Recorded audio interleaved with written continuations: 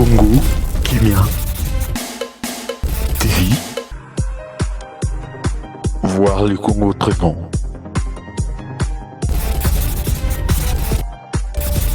Votre site d'actualité politique, musicale, sportive, sociale et surtout en temps réel.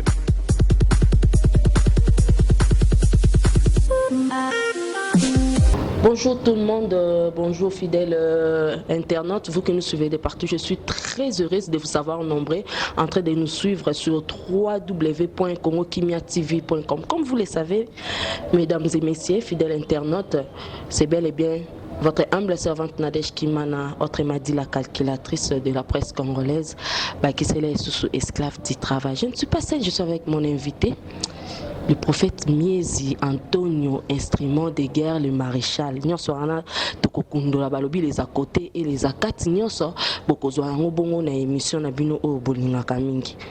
Nazanga morotende na lobaki, nazana prophète Miezi Antonio ya Angola, à qui je dis bonjour. Bonjour.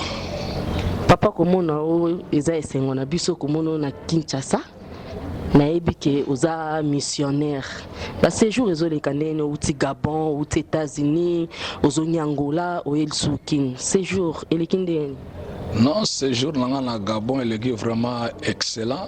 Là, on a transité 2 jours parce que vol direct Gabon loin des arrêtés. Faut na transiter pour nous avoir na kinde Angola Léona Buto. Dans ce qui est au Kanga. Prophète Miezi azada makolo na nzela azozonga. Papa, koya na yo awa tomoni oye oza missionnaire. Avant na tokota mozindo ya kolobela IEPPDA parce que wana eza ministère na yo. Avant vraiment tokota na mozindo tikibana komona ke yo papa obimi missionnaire o tikibana chaque jour bango bakoka ko supporter onene parce que yo za le maréchal. Non, ça ce n'est pas quelque chose d'aujourd'hui. C'est ma vie quotidienne, c'est ma vie de tous les jours. Ils sont déjà habitués à cela. C'est un problème, tu vas là, bien. D'accord, bien. Parlons si il y a ministère nayo au Tobengi IEPPDA en résumé. Non, on a 2 ministères. On a IEPPDA, donc on a portugais ali Igreja Evangélica Pentecostale Poder de Deus de Angola, la française ali l'Église évangélique pentecôtiste puissance de l'Angola. On a travaillé en collaboration avec Bandeko, mais au ministère on a tout fait et ça m'évêque. Donc m'évêque est en portugais. Dans le ministère de la Victoria Exercice Christian, la française ali ministère de Victoire Armée Chrétienne. Walande nazanga moko na me amsala po keliboso. Vraiment mutuna moko oyo tomona ki frère na biso l'UVV de Genève a posé biso et vraiment il faut poser les ngai papa parce que papa Miezi na lingake mingi ezala mamate ya à partir ya poto na landa rango tellement suka yo côté ya na landa ke vraiment tunelanga vraiment mutuna oyo toyokaka ke toyokaka kutu te toyebi ke na Angola oza babenga ko père wana oza père ya ba église nyonso de réveil o eza na Angola mais eza na ba tungulu mo boye eza na Angola ba tumsusu balobi ke bango ne mutu bayamba okoki ko expliquer biso na kama muke. Non, nga mutu mo tinazo parlango na vive voix mutu tout à tout le ga yambanga na Angola zate nga longwa na Kinshasa na kende na Angola parce que nzambe nde atindanga na kende Angola nga na côte na Angola na 89 na onda ko travailler na Kinshasa nga za mon assemblée de Dieu na mon Kadez na longwa na Kadez na kena puissance de Dieu na longwa na puissance de Dieu na kena Kadeza 34e communauté ya Iziro. On a travaillé na Kinshasa de 86 à 89 na ba américain. Alors tango ba proposer na kinde Amérique et ça na tango na nzamba bisinga non ko kende Amérique te na Angola. Donc on a kende Angola na invitation à Mutute na circuit à Mutute na la bande ni na connexion à Mutute na kende Angola nga penga na okende Angola lo wala frère te na kende Angola na titre honorifique qui est révérend pasteur. Donc je suis allé comme ça. Muto yambanga te ngata ngona koti nangola na kute église le mot là les mots église de réveil n'existait pas. Ngana kuta ba groupe de prière nangola. À part ba groupe de prière to kuta ba église traditionnelle. Nzambe malamu azalaki wana, assemblée de azalaki wana, église baptiste azalaki, armée du salut, ba ménonite bazalaki, mais ce n'était pas des églises de réveil. Quand on parle des églises de réveil, personne ne peut contester, c'est le prophète Mies Antonio. Et bango nyonso wana bazalaka ba frère, o ba otcha munoko lelo. Botuna bango tant bazalaka na kine bazalaka bana ba kota na ngola bazalaka banani. C'était des frères de berger ba groupe de prière. C'est ça. Donc, on n'est pas là pour faire des polémiques. Donc, je voudrais seulement nous dire que dans la vie, ce sont les perdants qui critiquent les gagnants. Donc, c'est tout. Bien dit, Papa Mies Antonio. Alobi Boyoki, frère Nabiso, l'UVV de Genève. Yom Totinda qui puisse poser question à Oyoki. Tomoni Batumsus Babimi, Toromona Boy, révérend la qui s'abimi, pena père spirituel naï. Yokenda Ikuna étant que révérend déjà pasteur. Père spirituel, non, parce que Batebele, comment vous avez père spirituel na Kimukolo, abimi dans le néant, aye Kozwaka, père spirituel Mbalamonko. Il y a biso révérend, il y a biso prophète Mies Antonio, l'instrument de guerre, le maréchal. Donc, il y a bana mokili momi bazolando bana Angola, bazolanda yo, père spirituel na yo nani. Bon, na lingena lo banano, pona me akosunga bato bazolanda biso. Quand on parle le père des églises de réveil, en Angola, na Mogote, archibishop Tsingaza, docteur Dekaza, apôtre Paola Zali, apôtre Théose Kaza, apôtre Nsola Naza, docteur Eric Kaza, révérend Gaston Maweta Zali, apôtre Koula Zali. Donc, tant que la composition va père, donc bango ba na kati, benga la vie na bango na makamunios. Donc bango ba ebike ko uta na biso na mboka oyo, tiko kende kuna bango noso o wana na tangi ba kombo. Muto yeba ki frère na ngazate. Donc contact les bosso to kutana. Ba yeba ke o ya révérend pasteur. Donc wala muta contester yango azate. Alors Nazali reconnu officiellement na 4 na stade Angola na institution oba obenga sira communauté conseil des églises réveil en Angola kunande nazoki reconnaissance nanga officielle mais yango zo ni etekena ni yebande ko ngai donc to sala musala biso no sika moko parce que ngata ngona côte Angola kuta vieux Paulo na kuta zo kamba église ya plutôt groupe ya Uba nakuta Théose kazo kamba groupe na pétrole nazolo ba bien azo kamba église té groupe. Tu comprends? Quand on parle de groupe, ce n'est pas une église. Bango nyonso bayeko ko église nga nazomona. Mais quand moi j'ai commencé, je n'ai pas commencé un groupe de prière, j'ai commencé l'église en Angola na Kikolo. Il sait. Alors, quand on parle de mon père, moi je l'ai toujours dit, je n'ai jamais été ni vétéran ni un cowboy fatigué. Donc je connais mes calibres que je me promène avec. Nga mona makala, na botama na makala, na kola na makala, na meladi amba na makala, na sale mubu na makala, na bongo li motema na makala, na bandi ministère na makala. Deza eloko moko ya nitenga na bongo la motema na église ya Wasa. Ah na rompanga bana sama yoana. Mutu ayamba ngai eza papa Vakambi. Wana papa ngyu ana kotanga na toko ko sala licence na ye. Bazaki papa Nyanga, papa Vakambi, papa Lutina, bango bayamba ngai na 80 na côté institut biblique na 83. Donc moi je suis le ressortissant des assemblées de Dieu. Batata la nyosoto. Donc sorto lobi lelo. Rotna papa tshusonga royebisayo. Moi en 1980, je suis le plus jeune au fond de l'église na Kikuti 3. Cette église existe jusqu'à aujourd'hui à 80, pas à 90 mais à 80. Vous comprendre? Papa Kelani, papa Ngu, dans mon époque, qui était le représentant légal. Et ça dit papa, que son âme se repose à peu, papa Kabanga. Donc toute personne, dans une assemblée de 76 jusqu'à 80, qui est Mies Antonio. Donc moi je suis le fils de l'assemblée. Donc on a batata. Donc on a batata. celui qui peut me contester, abengayo, to kuta na plateau, to discuter na e. Vraiment. Donc, merci, prophète Miezi Antonio, l'instrument de guerre, Babi Baxele sous le maréchal. Vita Kaloudi, au comprendre que, Bamituna Nyoso Bozo Tunaka, prophète Nabiso Miezi Antonio, azo répondre bino. Parlons de l'église. Au bêti vraiment, c'était ma casse, monsieur Zaba groupe de prière, monsieur Zaba église. Parlons de l'église. Analyse ni nous aussi dans l'église de Msoua Lilo, Izalaya Awa, Izalaya Angola. non, pour le moment, ce sont des églises endormies. Quand on parle des églises de réveil, aujourd'hui, les réveils n'existent plus. Parce que quand on parle des réveils, c'est la crainte de l'éternel. C'est la répétence. C'est ça les réveils. Où sont les convertis? Aujourd'hui, nous sommes en train de vivre le monde dans l'église et l'église dans le monde. Si je parlais plus loin, moi je suis un ecclésiologue de formation. Je connais ce qu'on appelle l'église et le ministère parce que c'est ça que j'ai appris à l'école, dans la classe.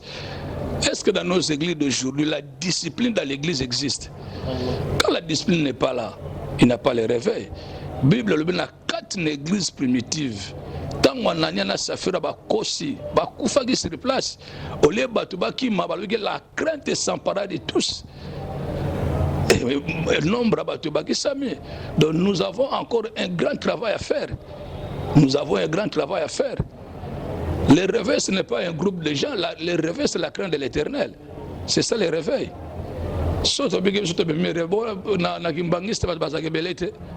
Na catholique ça ce n'est pas le réveil. Le réveil il faut batuba na kotoba na kotambola na kobanga nzambe to bima na ba makamba pamba ezangi tina to bandi kobanga nzambe na polele pe na kati na kobombana. C'est ça qu'on appelle le réveil. Voilà, balobi totambola na kobanga nzambe aimer dollar ya mama Monique, il faut tout landaka vraiment nzela ya nzambe. Kaka toza na kati ya église. Réaction no ezalaka nini ntango omona l'église mususu bat biloko ezobima. Est-ce que eza mabe to eza malamu? Non, moi je ne sais pas juger les doctrines des gens. Chaque personne, Bible lobi boye botika yango ebota ekola esika moko. Mukola yango akoyako pona yango. Là où il y a les vrais, les faux existent. Donc moi, je ne sais pas vraiment juger que Yasaza, Logota, Yaza, Boy, Yaza, Boy. Non, non, non. N'a pas jugement reporté. Mais Tozo Kende. Bible est dans Matthieu, dans chapitre 7, versets 21 à 23. Ce n'est pas le miracle que nous confirmons que nous sommes les enfants de Dieu, le ministre de Dieu. Non. Parce que nous avons plusieurs sortes de miracles. Il y a le miracle traditionnel, il y a le miracle satanique, il y a le miracle divin et il y a le miracle au Badbazako fondé. Vous savez, par rapport à miracle, nous avons bandé maman, un manadège, miracle zanine. Naboko na biso miracle salamate soko elia kangambula bakoko na biso bakanga pe mbula pe na bokoko na bangoti mbula pe kangami etaba na ba miracle traditionnel bakoko ba ebisa ka biso ni soko tambo na ndela posta toilette zo kamata ka so ichana motolo omona pe simbi o comprendre pilipili o sala o kamata likala chana litoi ona za bokoko ti pona bango za ki miracle o comprendre alors so ba miracle satanique ba magicien ba o sala yango magicien ba magicien nani ya pharaon James na Jambes ba boka ba banzitna bango koma ba bato na bango et koma ba nyoka Moïse pas boagi yae et combien non mais quelle a été la différence nyoka ya Moïse et meleki ba nyoka no stoana. Donc ce n'est pas le miracle. On ne reconnaît pas un homme de Dieu par le miracle. On reconnaît un homme de Dieu par la sincérité et la sérieuxité. Vous savez, nous sommes des humains. Omoni je voudrais souligner quelque chose. Un homme de Dieu peut succomber. Là, je n'en disconviens pas. Un homme de Dieu peut succomber. Un enfant de Dieu peut succomber. Mais le problème, nous ne pouvons pas demeurer. Donc, il y a des choses différentes. Donc, voilà. Voilà, balobi eza des choses différentes. Koloba kaka phénomène, kaka na kati ya l'église oyo, kaka na kati ya l'église, phénomène appel. Qui peut donner autant? Qui peut donner bo ezama beto malamu phénomène wana ya appel. Ma pour langa ezama malamu, potango za moke. Nako fungola ngona ba verset biblique parce que dans la Bible, nous avons ce que nous appelons na terme ecclésiastique. Babenga yango la libéralité. Donc dans la libéralité, nous avons la dîme, nous avons les offrandes, nous avons les dons volontaires, nous avons les actions de grâce et nous avons les aumônes. Vous comprenez? Et quelque part, la Bible, l'argent répond à tout. Parce que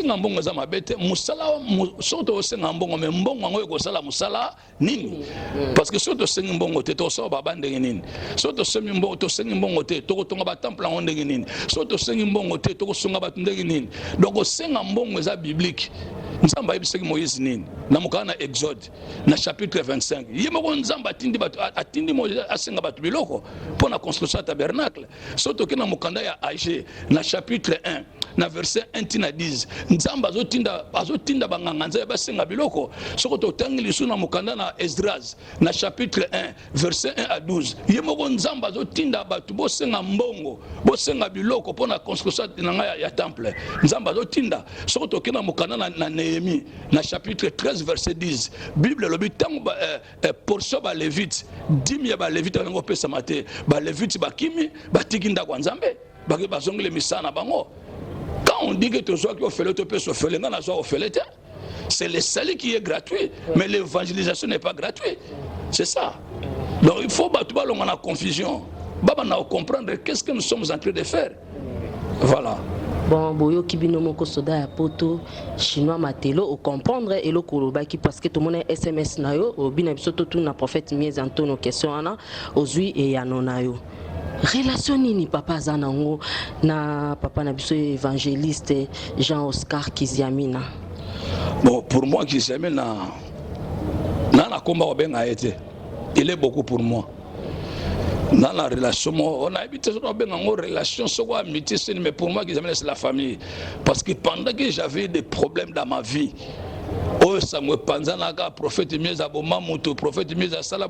suis innocent de toutes ces choses-là. Tous m'ont abandonné sauf Gizamina.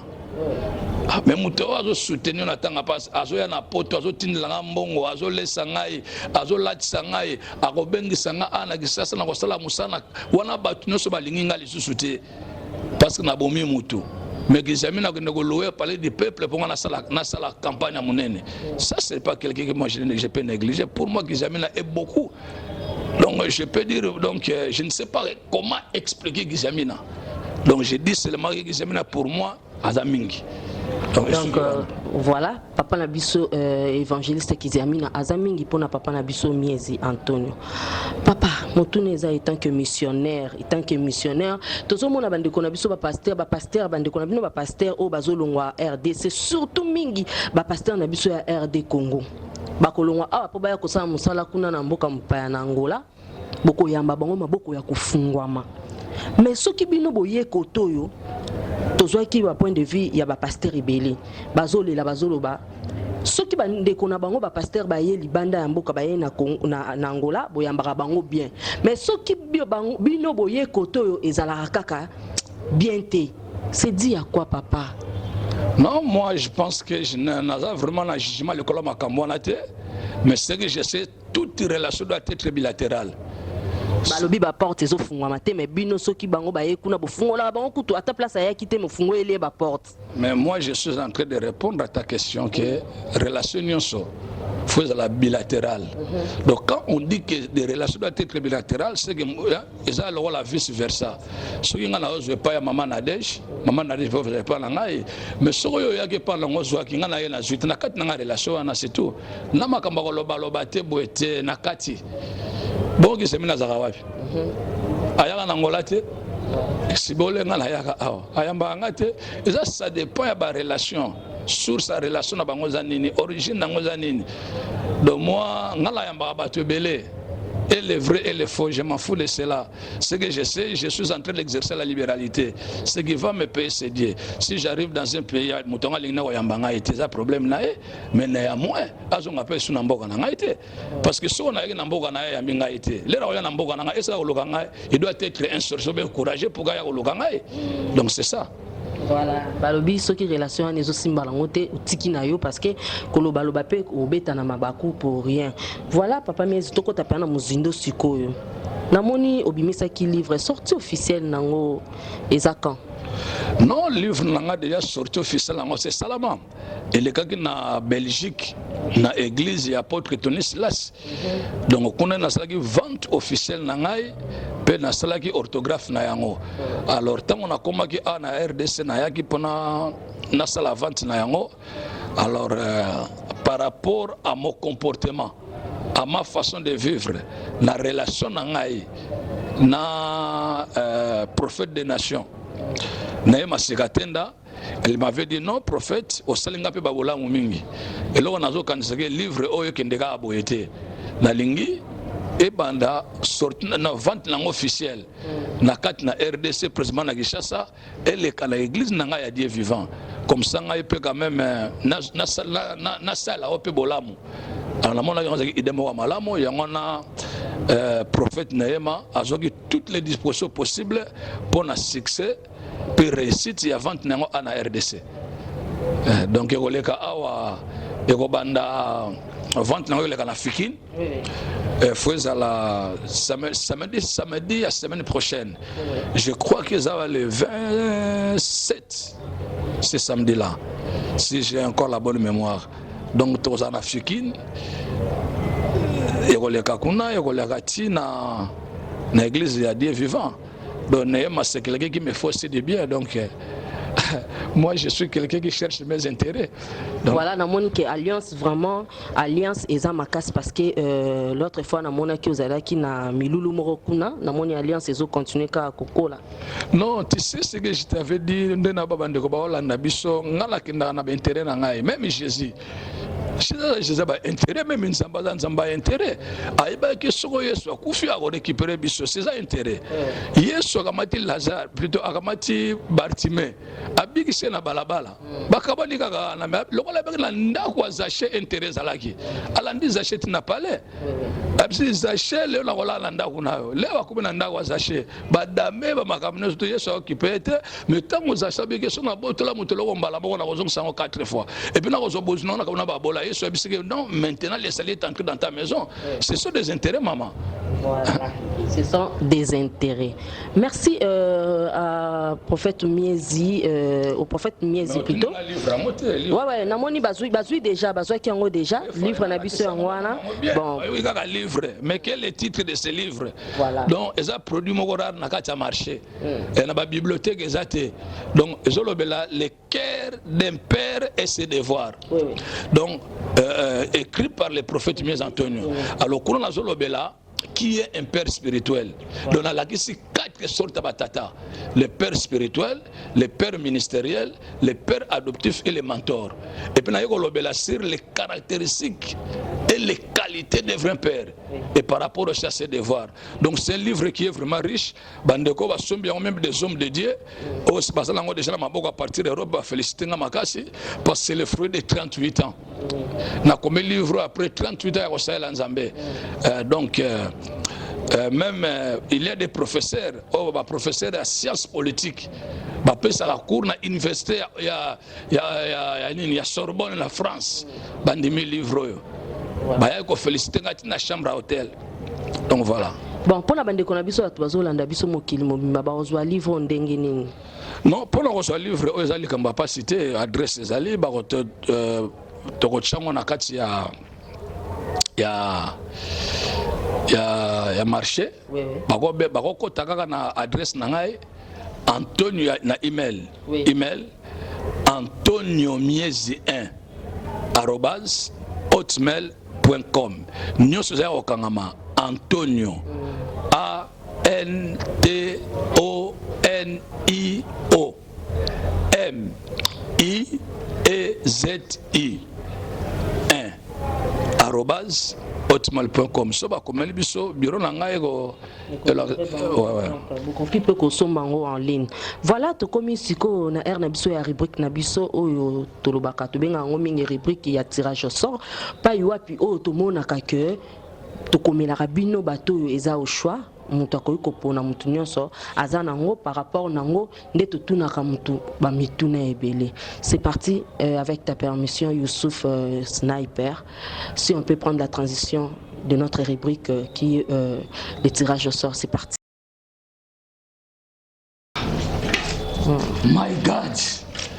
Ah, nazwa kombo ya nani nzambe. Mama mia. Ah. Voilà. Naloba sikoyo. Oui. Oyo eza kombo ya Archbishop Ntingi Mukambo Patricio, number 1. Voilà. Tomoni yo oponi moko ya ba pasteur, mais ba pasteur wana na poni te yega na tirage au sort ndengwana lokwa na tango ya ba disciple tango jeda kufi basali tirage au sort mbeke ko pa Mathias mais ngai ba mo ndena na poni te tirage kombo archebimi na ngenge na ye. Bon, tomoni ke boyebani tokoki kotuna yo conseil nini ndenge ozotala caméra na biso okoki kopesa na ndeko na yo Archbishop Ntingi. Conseil na sens nini? Donc na msala azosala. Bon, Archi c'est un combattant. Ngana yebi Archi awa na Kinshasa. Donc c'est quelqu'un oyo assistant nga mingi. Ngai pe na assistant tango azokamba église groupe na ya prière ya banalia na teya kuna mingi na yeba Archi na sima ya doyen Bisebele parce que muta kotsa nga mingi na circuit ba groupe de prière et puis na Angola tous ensemble on travaille dans la même communauté. Donc Archi c'est un bosseur, c'est un courageux, c'est quelqu'un qui a la grâce de Dieu. Merci papa na biso place ozali to yebi ke ba mituna e komeli bino bambote et papa miezi to sepeli makasi na ndenge o pesi biso honneur wana ndenge to bengisa kiyo o répondre na invitation na biso. Merci beaucoup papa to sepeli vraiment makasi malgré que makolono eza na nzela mais o sepeli to sa no interview ba dédicace na ona batoni so balandaka. Bon dédicace na ngeza ka pona bandeko nyos balandi ngai nzamba sala bango bolamu nzamba sunga biso baona bayebi Yesu te nzamba sala baongole bayeba Yesu bayamba lokola nkolo pe mobiksi na baosi bayamba Yesu Kristo lokola nkolo pe mobiksi na bango to kangama to simba kino mokolo Kristo akozonga poto bikali to moya bonzambo to ndimelaki. Donc mbote na bandeko noso balandi. Merci babito kangama toujours likambo ya bolingo to kangamaka nzambe oyo kala mingi te azoya toyebi ngonga te révérend la kismatumo na dangola toyebi ke bana ekabel nyonso baza pe ya kosepela bana IEPPDA baza ya kosepela parce que kuna nde ki bon nzambe ezalaka prophète miezi penza afandisaka penza ateyaka biso toujours mingi boyoki eza kaka bolingo. Merci si vous avez aimé, dites merci à celui qu'on appelle Youssouf Kaboui, mon réalisateur sniper, pourquoi pas à mon boss des boss, leader des leaders, Orgazi Manhattan, Balobi Musala Boye Kaka, ceux qui yote to yebite biso aso Musala te mobulu. Donc tokunzuluka te to tikala konzuluka te na Congo Kimia TV to tikala na biso konzuluka te biso toujours kimia na kimia to ke na polémique te. Donc biso to pesa rande obino bosenga biso yango to pesa. Merci comme ça à celui qu'on appelle Vita Kaloudji de Paris, pourquoi pas à l'UVV de Genève, Franck Kapenda, Salon Ultra NL, Papa José d'Acosta, Honorable Oswald Mpaka, Balobi honorable na monaki, Alexis Yamamoto Yamati, Pichukimana Sacré Kilimanjaro, Gianni Mangoma, Aimé ya Maman Monique, Aimé Dollar ya Maman Monique. Nalingi bino mingi chinois matelo nalingaka bino toujours mingi. Bye. Congo Kimia TV. Voir le Congo traitant.